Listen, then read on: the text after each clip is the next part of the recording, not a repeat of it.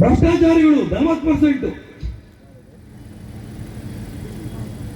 ನಮ್ಮ ರಾಜ್ಯದ ಮುಖ್ಯಮಂತ್ರಿ ಯಡಿಯೂರಪ್ಪನವರು, ಬಸವರಾಜ ಬೊಮ್ಮಾಯಿ ಅವರು ಎಲ್ಲರೂ ಕೂಡ ಕೇಳಿದ್ರು, ಅಪ್ಪ ಒಂದೇ ಒಂದು ಉದಾಹರಣೆ ಕೊಡ್ರಿ, 40% ತಗೊಂಡಿದ್ದ ದಾಖಲೆ ಸಮೇತ ಕೊನೆಗೂ ಕೊಡ್ಲಿಲ್ಲ. ನಿಮ್ಮ ಪರಿಸ್ಥಿತಿ ಏನು? ನ್ಯಾಯಮೂರ್ತಿ ಕೆಂಪಣ್ಣ ವರದಿ ಕೊಟ್ಟಿದ್ದಾರೆ. ಅರ್ಕಾವತಿನಲ್ಲಿ 800 ಎಕರೆ ಭೂಮಿನ ಡಿನೋಟಿಫೈ ಮಾಡಿ 8,000 ಕೋಟಿಯನ್ನ ಲೂಟಿ ಮಾಡಿದಂತ ಮುಖ್ಯಮಂತ್ರಿ ಸಿದ್ದರಾಮಯ್ಯ ಅಂತ ರಿಪೋರ್ಟ್ ಕೊಟ್ಟಿದ್ದಾರೆ.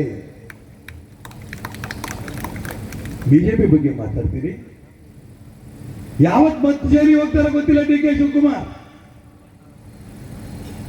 ಯಾಕೆ ಜೈಲಿಗೆ ಹೋಗಿದ್ರಿ? ನಿಮ್ಮ ನಾಯಕರಿಗೆ ಕೇಳ್ರಿ. ಇದು ಉತ್ತರ ಶಿವಕುಮಾರ್. ಏನೇನು ಅಧಿಕಾರ ಇಲ್ಲ ಅವ್ರಿಗೆ ಭಾರತೀಯ ಜನತಾ ಪಾರ್ಟಿ ಬಗ್ಗೆ ಮಾತಾಡೋದಕ್ಕೆ. ಅಭಿವೃದ್ಧಿ, ನಾನು ಹಿಂದುಳಿದವರಿಗೆ, ದಲಿತರಿಗೆ, ಅಲ್ಪಸಂಖ್ಯಾತರಿಗೆ ಸಾಕಷ್ಟು ಅಭಿವೃದ್ಧಿ ಮಾಡಿದ್ದೀನಿ ಕಾಂಗ್ರೆಸ್ಸಿನ ಮುಖ್ಯಮಂತ್ರಿ ಆದಾಗ. ಈ ಮಾತೆ ಸಿದ್ದರಾಮಯ್ಯನವರು ಹೇಳ್ತಾ ಇದ್ದಾರೆ. ಮತ್ತೆ ಯಾಕಪ್ಪ ಚಾಮುಂಡೇಶ್ವರಿ ಸೋತೋದೆ? ನೀನ್ ಸೋತ್ಲಿಲ್ಲ, ನಿಮ್ ಪಕ್ಷದ ಕಾಂಗ್ರೆಸ್ಸಿನ ನಾಯಕರೇ ನೀನು ಸೋಲಿದ್ರು.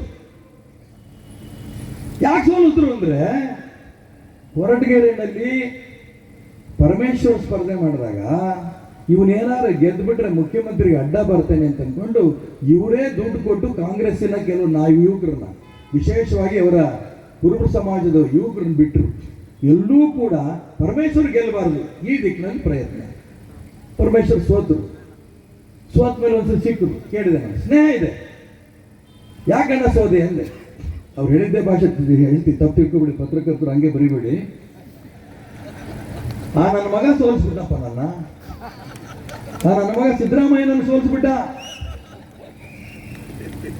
ಅಲ್ಲ, ಬರೆದ್ರು ನಮ್ಗೇನು ಬೈದಾರ ಇಲ್ಲ. ನಾನು ಯಾಕೆ ಹೇಳ್ತಿದ್ರಿ ಅಂದ್ರೆ ಅವ್ರ ಭಾಷೆ ನಿಮ್ಗೆ ಅರ್ಥ ಆಗತ್ತೆ ಅಂತ ನಾನು ಹೇಳಿದ್ದೀನಿ. ಬಾಲ ತುಳಿದಂತ ಹಾವಾಗಿದ್ದು ಕಾಯ್ತಾ ಇದ್ರು ಚಾಮುಂಡೇಶ್ವರಿ ಬರಲಿ ಅಂತ. ಸಿದ್ದರಾಮಯ್ಯ ಸೋಲಿಸ್ತು. ಅದೇ ರೀತಿ ಸಿದ್ದರಾಮಯ್ಯ ನಾನು ಬಹಳ ಸರಿ ಊಟನೂ ಮಾಡ್ತೀವಿ ಒಟ್ಟಿಗೆ. ಕೇಳಿದೆ ನಾನು, ಏನಣ್ಣ ಇದು ಚುನಾವಣೆ ಅದೇಂಗೆ ಸೋಲ್ಬಿಡಿ ನೀನು ಅಂತ.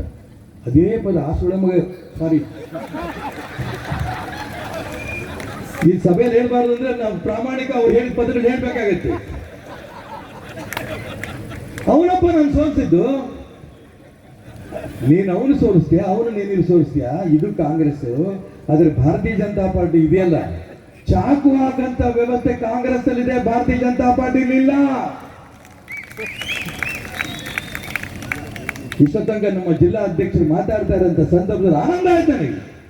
ಪಂಡಿತ್ ದೀನ್ ದಯಾಳ್ ಉಪಾಧ್ಯಾಯರು, ಶ್ಯಾಮಪ್ರಸಾದ್ ಮುಖರ್ಜಿ ಅವರ ಹೆಸರುಗಳನ್ನ ಕೇಳ್ತಾ ಇರೋಂಥ ಸಂದರ್ಭದಲ್ಲಿ ಅಂತವರೆಲ್ಲ ಈ ಪಕ್ಷವನ್ನು ಕಟ್ಟೋದಕ್ಕೆ ದೇಶಕ್ಕೋಸ್ಕರ ಪ್ರಾಣ ಬಿಟ್ಟರು.